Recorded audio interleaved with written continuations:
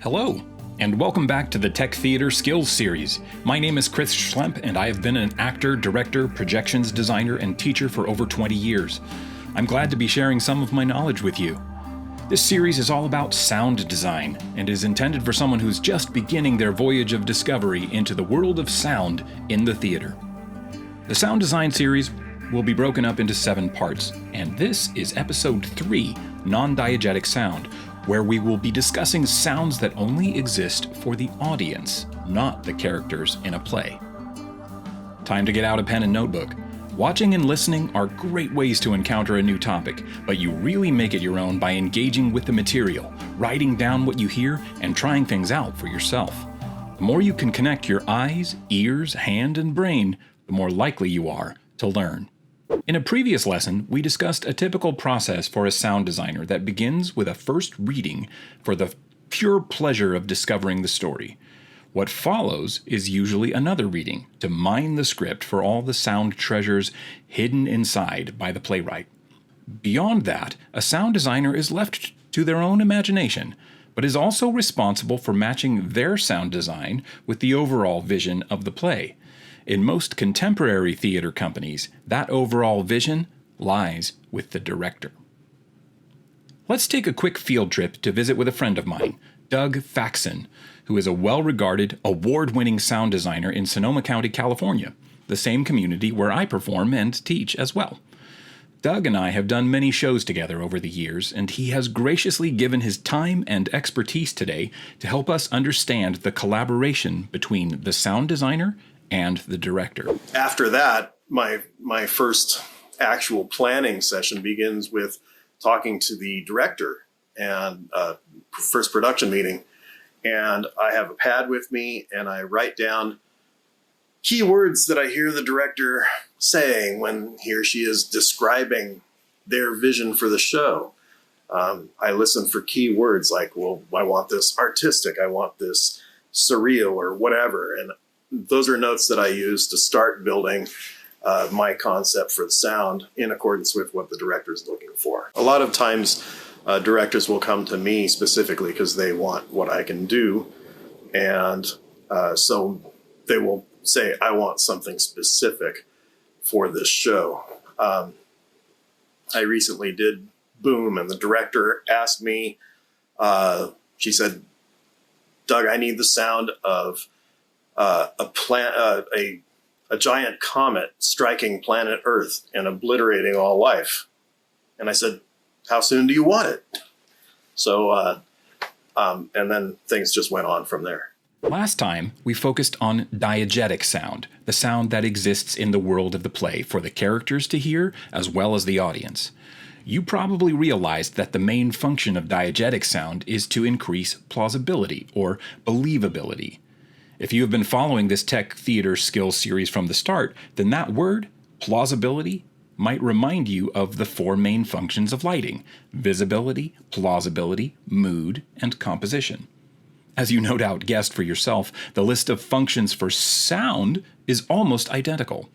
Audibility, the ability to hear the actors through good acoustics, well-trained actors, and sometimes microphones. Plausibility, the ability to believe in the story. Mood, what we feel as an audience watching the story happen in front of us. And composition, where sound is coming from and when there is silence. Diegetic sound does the heavy lifting for plausibility. Non-diegetic sound primarily works on mood. There is a hierarchy of artistic responsibility in the theater in order to prevent a show from having a conflicting vision. If, for example, the sound designer wants the audience to feel scared in a certain scene, but the lighting designer wants them to feel sad, then their work will be in conflict, which will usually lead to audience confusion. That is why the director is in charge of the vision and the mood for each scene. And yet, the director does not want to have to do all the work of the sound designer. So, what is the best way for this collaboration to function? Let's go back to Doug and hear what he has to say. In a lot of cases where I've had too much input from the director, it's been a terrible experience. Or if I give them too many options, they wind up getting confused because they've got a lot more to deal with than just thinking about sound design. That's why they hire sound designers. So I will usually collaborate with them a few times during the process. If I have questions about something, I'll run it by them. But I basically do my own sound design and present it during Tech Week, and the director's pretty happy with it generally. If you have any questions, drop them in the comments below, or if you happen to be in my class, add them in the chat. Let's see if we can figure out the answers together. In a script, most of the explicit stage directions will call for diegetic sounds. The director then guides the sound designer towards the desired non-diegetic sounds. Of course, there are still so many opportunities for the designer to be creative. I mean, what are some of the common types of non-diegetic sounds? A really prominent one is music, when it's not coming from a source in the world of the play. Music is a powerful influence on mood. Another common one is a sustained sound that creates suspense, slowly increasing the tension in a scene until it reaches a bursting point. Sounds that are harmonious or melodic can suggest peace and stability. Sounds that are chaotic or dissonant can suggest disorder or anxiety. Non-diegetic sounds can evoke a theme or concept instead of just a feeling. For example, if you had two characters in a fist fight on stage, the sound designer might want the audience to think of these two characters as being nothing more than a pair of animals fighting out in nature. To stir this idea in the minds of the audience, the sound design might feature the sounds of two lions roaring to mark their territory and their willingness to fight. There are no actual lions in the scene. There are only human characters who are behaving like lions. The non-diegetic sound design helps the audience to see them as brute animals metaphorically. Non-diegetic sound can reinforce the action, such as in the lion example, or it can go against the action, perhaps to reveal a hidden truth. If we see a scene, for example, where two characters are being very polite to each other, but we hear the sound of fingernails on a chalkboard underneath the scene, we know something is wrong. Trans-Diegetic, I make a lot of use of that kind of thing. And so we're talking about, we have scene change music that is playing out in the speakers with where the audience is. And I will often introduce a scene by fading that scene change music into an onstage radio, or taking something that's happening out in the audience and then taking it into some element of the stage. And that's a very effective technique. Whoa, Doug just gave us a third type, trans-diegetic sound. How cool is that? I knew we were going to learn some cool stuff when we paid him a visit. The prefix trans means across. So in this case, trans-diegetic means crossing over from outside the world of the play to the inside, or vice versa. It can go in either direction. You could have a character who is whistling a song at the end of a scene, and then the full version of that song could start playing as transition music.